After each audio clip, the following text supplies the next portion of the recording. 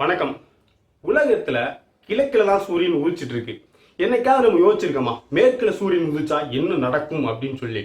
ஏன்டா இப்படி தேவையில்லாத யோசனையாவே யோசிச்சுட்டு இருக்க அப்படின்னு நீங்க கேட்கலாம். இதை நான் யோசிக்கல, ஒரு செய்தியில வந்தது. விஞ்ஞானிகள் நிறைய பேர் இதை யோசிச்சுட்டு இருக்கிறாங்க.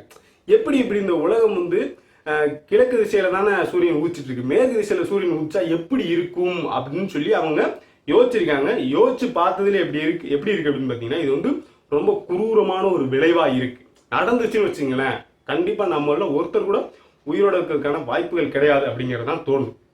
அப்ப பூமி தன்னைத்தானே சுத்தி கொள்றதுனாலதான் சூரியன் கிழக்கு திசையில தோன்ற மாதிரி நமக்கு தெரியுது. அப்ப இது மேற்கு திசையில சூரியன் உதிக்கணும் அப்படின்னா சூரியன் இப்ப சுத்துறதை விட அப்படியே திரும்பி ரிவர்ஸா சுத்தணும்.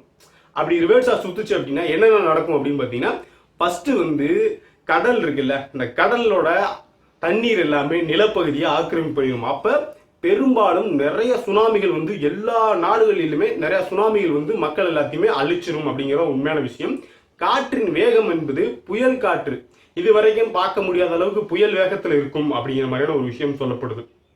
இங்க இப்ப தண்ணிக்குள்ள இருக்கக்கூடிய நிலப்பகுதி எல்லாம் மேல வந்துடும். காற்றினோட ஈரப்பதம் என்பது மாறிடும். வளிமண்டலத்தோட எல்லாமே மாறிடும். மண் வளம் மாறிடும். இப்படி இருக்கக்கூடிய எல்லாமே மாறிடும். அப்ப இது திரும்ப ஆரம்பிச்ச அடுத்த ஒரு 10 நிமிஷத்திலேயே உலகத்தில் இருக்கக்கூடிய அனைத்து ஜீவராசிகளும் இப்ப இருக்கக்கூடிய அனைத்து ஜீவராசிகளும் இறந்து போயிடும். கிட்டத்தட்ட அது பல நூறு ஆண்டுகள், பல லட்சக்கணக்கான ஆண்டுகள் மறுபடியும் ரிவர்ஸா சுத்ததான் அதற்கான காலநிலை மாற்றம் அப்படியே மாறி மாறி மாறி மாறி அதுக்கப்புறம் புதுசாக உயிரினங்கள்லாம் தோன்றும் அப்படிங்கிற மாதிரியான ஒரு விஷயங்களும் இப்ப சொல்லப்பட்டு இருக்கு. இதுதான் கிழக்குல உதிக்கக்கூடிய சூரியன் மேற்குல உதிச்சிச்சு அப்படின்னா மிகப்பெரிய ஒரு பிரச்சனை. இங்க இருக்கக்கூடிய உயிர்கள், மனிதர்களுக்கு தான் காத்துட்டு இருக்கு. உலகம் அப்படியே தான் இருக்கும். இங்க இருக்கக்கூடிய மனிதர்கள் தான் என்ன ஆவாங்க, மனிதர்கள், விலங்குகள், இயற்கைகள் எல்லாமே அழிஞ்சு போயிடும். சகாரா பாலைவனம் இருக்கு இல்லையா, இந்த மாதிரியான பாலைவனங்கள் எல்லாமே நல்ல ஒரு பசுமையான ஒரு இடங்களா மாறதுக்கான வாய்ப்புகள் இருக்கு அப்படிங்கிற மாதிரி சொல்றாங்க. இப்ப பசுமையான இடங்களா இருக்கக்கூடிய அமேசான் காடுகள்லாம் என்ன ஆகும், பாலைவனங்களா மாறதுக்கான வாய்ப்புகள் இருக்கு அப்படின்னு சொல்லி உல்டாவே டோட்டலா இப்ப எப்படி இருக்கோ அதுக்கு தகுந்த மாதிரி உல்டாவா மாறிடும் அப்படிங்கிற ஒரு விஷயங்களும் சொல்லப்பட்டு இருக்கு அப்படின்னே சொல்லலாம். அதாவது நம்ம ஒரு வாளியில தண்ணி எடுத்து வச்சுட்டு ஒரு பக்கமா அப்படி சுத்துறோம்னு வச்சுங்களேன், நம்ம சின்ன வயசுல விளையாண்டு பார்த்துருப்போம். சுத்துறோம், அது அப்படியே கொஞ்சம் கொஞ்சமா ஸ்டாப் பண்ணா பரவாயில்ல, டக்குன்னு ரிவர்சல் சுத்தம் என்ன ஆகும், தண்ணி கொட்டி போயிடும். அதே மாதிரிதான் பூமி ரிவர்சல் சுத்த ஆரம்பிச்சிச்சுன்னு வச்சுங்களேன், மிகப்பெரிய ஒரு பேரழிவை தான் நாம எல்லாரும் சந்திக்கணும்.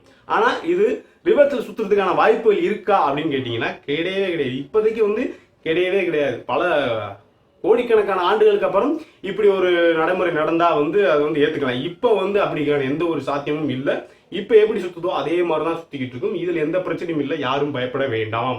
இது ஒரு கற்பனை தான். இந்த மாதிரி இருந்தா எப்படி இருக்கும் அப்படின்னு சொல்லி விஞ்ஞானிகள் யோசிச்சாங்க. அதை நான் உங்ககிட்ட சொல்லிட்டேன். இதை பத்தின உங்க கருத்து, உங்களுக்கு என்னென்னலாம் விஷயங்கள் தோணுது?